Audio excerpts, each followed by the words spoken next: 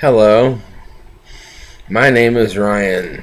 I am a member of the Church of Jesus Christ of Latter-day Saints. Today I would like to talk about the Book of Mormon. The Book of Mormon is a book of scripture that started to be written in 600 BC. It takes place in Jerusalem in Old Testament times, and this man who was a prophet at the time called Lehi had a family of a few sons and a few daughters. The sons' name were Lehi, Lemuel, Laman, Sam, and Nephi. And then later on they would have one more son called Joseph. The daughters weren't named in the book. I don't know why, but they weren't. And one day he was warned in a dream by Jesus Christ, who at the time was called Jehovah, because he hadn't come to earth yet. And he warned, Lehi, get out now. There's an invading army coming. You're all going to be killed. And that's exactly what happened, because not too long after that, Babylon came into Jerusalem and just wiped everybody out. Well, not everybody. Some people, they took slaves into Babylon, but most of the people were killed. And so what happens is Lehi, quite abruptly, gathers up his family and just gets out of town. They hide over by the Red Sea for a while. And what happens is Lehi sends Laman and Lemuel and Nephi back into Jerusalem to get a few things, like the scriptures, so they don't dwindle in unbelief, because they don't have anything to read of a religious nature. And because these brass plates contained the scriptures that have been revealed thus far, like the Old Testament, we would call it, or at least half the Old Testament. And they didn't have the full Old Testament yet, as we know it today. And then what happens is they also went to bring Ishmael and his family with them into the wilderness, so that way they could have wives for their husbands, wives for their sons, so that way they could procreate and start over. And then what happens is they eventually end up leaving all their wealth behind. They're very wealthy, like they had money coming out their ears, and they just left it all behind. And they actually tried to use their wealth to buy the brass plates from Laban, which was the king of Jerusalem at the time. But Laban was very mean and wicked, and he stole their money from him and tried to kill him. So that didn't work, so they just ended up taking the plates by other means. And what happened was they ended up building a boat, an enormous ship, and they cross the ocean with this ship, and they come over to ancient America, one of the three American continents. It doesn't say which American continent they landed on. Some people think it's North America, some people think it's South America, some people think it's Central America. We don't know.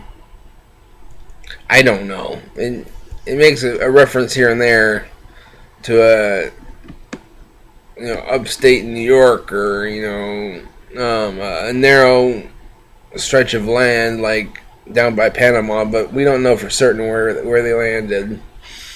But anyway, and this actually happened. It's a true account. It's not fiction. It actually happened. And what happens is this book chronicles what they did in Jerusalem on the way over on the boat ride, and once they got here. It's really quite an interesting read. And what happens is they have a cycle that they go in. You know, they're really righteous and they're humble, and then they get blessings from the Lord, and they get prideful, and then they rebel, and they have to be humbled, and they get righteous, and they get prideful, and they rebel. They call it the pride cycle. It's throughout the Book of Mormon. Many of the descendants of Lehi suffered from this scenario. It's really unfortunate. And what happens is, later on in the story, after Lehi dies of old age, and they bury him and say goodbye and stuff, and then what happens is they're on their own now. The parents are gone, and Laman and Lemuel, being the mean, wicked people that they are, said they want to kill Nephi. But the Lord came to him in a dream and said, your brother's going to kill you in the morning. Get out now. So he leaves in the middle of the night. And so, I don't know if it was the morning or not, but like shortly after the dream happened, he leaves, and then they come into his tent to try and kill him, and he's not there. So they're, angry because the plan was frustrated. And given time, the people that went with Nephi and the people that stayed with Laman and Lemuel, eventually their descendants grow into two very large nations. One called the Nephites and one called the Lamanites. Interesting stuff. And what happens is the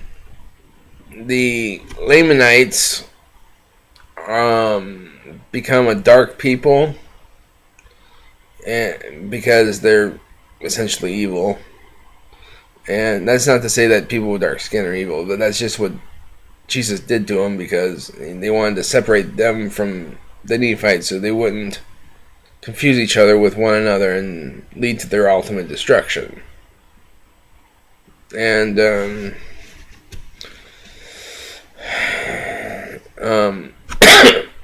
what happens is there were many wars between the Nephites and the Lamanites all throughout the book. And there are many instances of people on either side doing good things and people on either side doing bad things. And more Nephites and Lamanites did good things. But there were a few Lamanite people that were good, and there were several Lamanites that converted to the true faith, because when Laman and Lemuel started to really go off their rocker, they became a very nasty people. They were delighting in bloodshed, as the scriptures say, and drinking the blood of beasts and stuff is very nasty stuff. And they're bloodthirsty, and they're essentially like just terrible people. They're just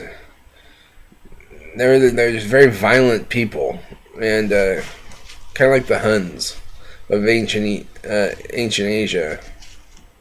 But even the Huns had a better reputation than the Lamanites. So yeah.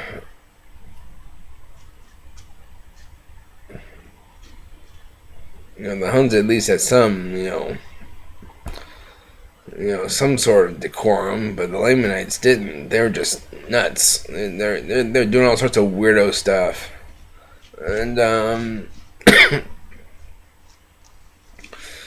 what happens is every time the Nephites would fall into transgression, the Lord would send the Lamanites in to chastise them, so that way they would remember the Lord and they would become righteous again. This happened over and over and over again. many, many times. And there are a lot of parallels between the things that happen in the Book of Mormon and the things that happen today. For example, the Book of Mormon talks about the Gadianton robbers, which are essentially organized crime of ancient times, and they eventually caused the destruction of the Nephite people at the end of the book. The thing that is compared to in modern day is either like the mafia or gangs, like street gangs or things like that. Yeah, and it's essentially organized crime is what it is, and so they named it after a man named Gadianton, and it was like a bunch of people doing bad things on an organized level, hence the name organized crime. So yeah, interesting story. You should read about it. And then there are many good things in the Book of Mormon, where there are many righteous kings and many righteous military captains. For example, one of the righteous kings was named what was his name? Alma, who actually was trying to destroy the church once upon a time, and he was out preaching against the church of God, and an angel appears to him and his friends and says, "Stop it." In a nutshell, he says more than that, but that's basically the gist of what he said. And he's like, if you want to destroy yourself, that's fine, but don't destroy the Church of God. And the guy passes out. Alma the Younger passes out. And he's passed out for like 3 days, and people think, oh no, is he dead? And when he wakes up, he tells all the people about how he had been to the spirit world and he was racked with unimaginable horror because of his many sins, and how he's led people astray on purpose, and he just felt terrible about it. He doesn't want to do it anymore, and he wants to be baptized, and he wants to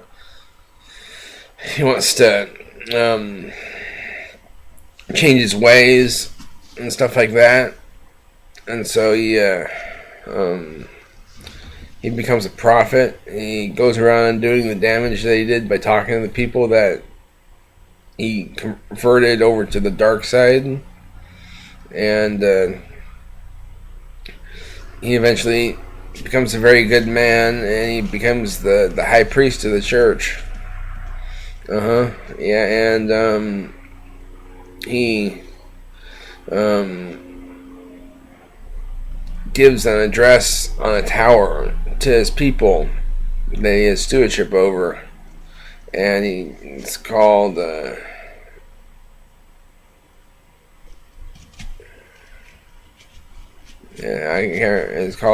it's really quite interesting stuff. Or is that King Benjamin? I don't know, but anyway, there was a prophet that gave an address on a tower. I think it was Alma, but I'm not entirely certain.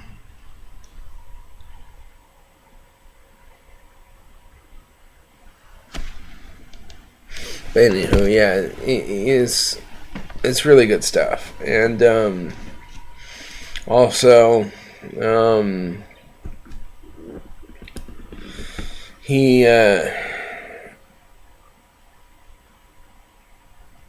yeah, I think the guy that gave the address on the tower is King Benjamin, but oh well, it's not that big a deal in this video, because I'm just telling you briefly about the Book of Mormon. And just like the Bible, the Book of Mormon is broken up into chapters and verses and books and stuff. There's the Book of Nephi, Second Book of Nephi, Alma, Helaman, etc. And let's see what else.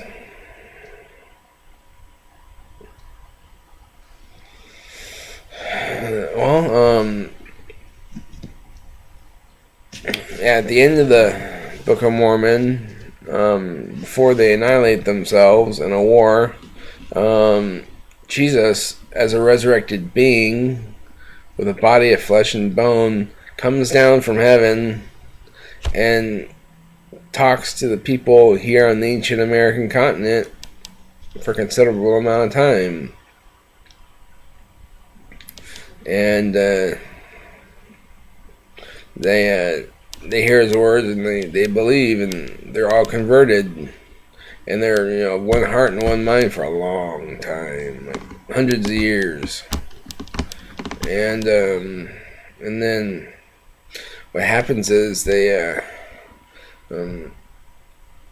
after a while they start to deteriorate spiritually, and society collapses. There's wars with the Lamanites, and who were actually more righteous than the Nephites at the time, and it's just a big nasty affair. People are eating each other and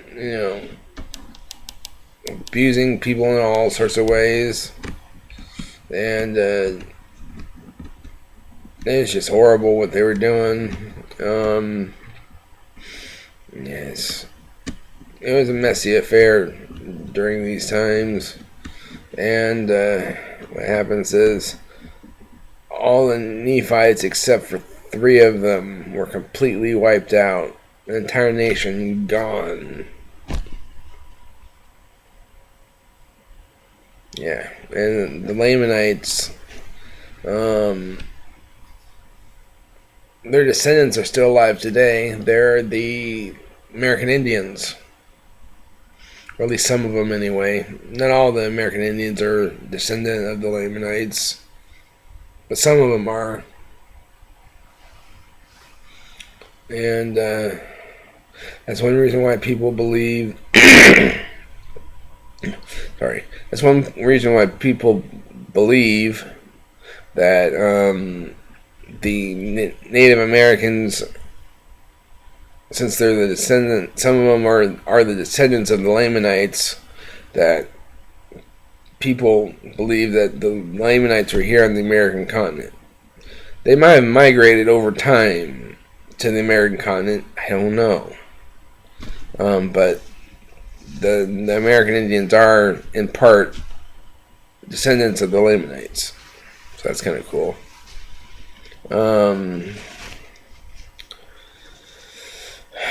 It's a really good book. I recommend you read it. If you want to read a copy of the Book of Mormon, you can find it on www.lds.org. It's free. You don't have to have any kind of payment to view the site. It's open to the public.